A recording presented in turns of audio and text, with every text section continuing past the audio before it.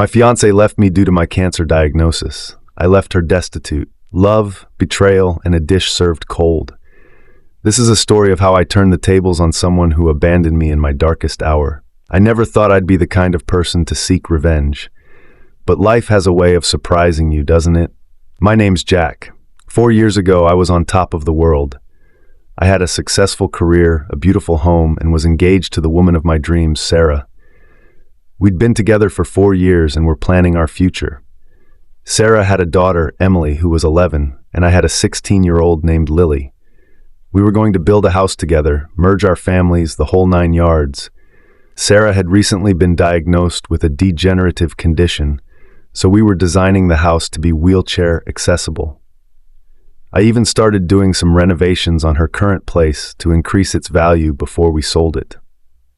Being in construction, I did about $30,000 worth of work, all properly invoiced, but left unpaid due to our agreement that I'd be paid when the house sold. Then my world turned upside down. I started feeling sick, couldn't keep food down, was losing weight. After a bunch of tests, the doctors found a tumor in my stomach. Cancer. I needed to start chemo right away. At first, Sarah was supportive. She'd stay over, help around the house. But as the treatments wore on and I got sicker, she became distant. Then one day, out of the blue, I got a text that shattered my heart. "Jack, I love you, but I can't see myself taking care of someone this sick long term. I think we should break up." I was devastated, but I tried to be mature about it.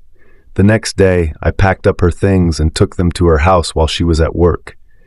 That's when I saw something that turned my sadness into rage. Sarah on her couch with my so-called friend Tom. They were intimate. I left without a word. Months later, I found out they'd been having an affair for quite a while.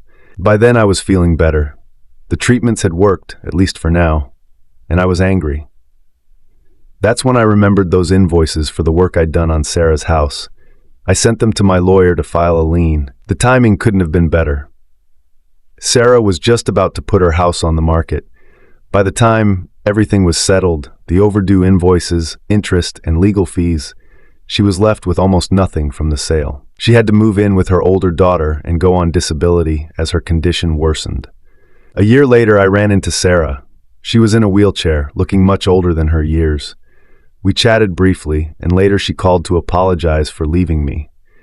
She even asked if we could try again. I couldn't resist. I threw her own words back at her. "I can't see myself taking care of someone so sick long term.